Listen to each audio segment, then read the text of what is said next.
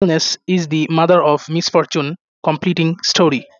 অলসতাই দুর্ভাগ্যের প্রসূতি. Once there was a farmer in a village. He was very idle. He had a few plots of land, but he did not plough them well. He did not sow seeds in time, so he could not reap good crops. As a result, he was always in want of food. The farmer had a kitchen garden near his house. In the kitchen garden, his wife grew lovely vegetables. Vegetables grew so plentifully there that they could also sell some vegetables in the market. And with that money, they would somehow support themselves. As the kitchen garden was unprotected without a fence, every day cows and goats would enter the garden and eat away the vegetables and the plants.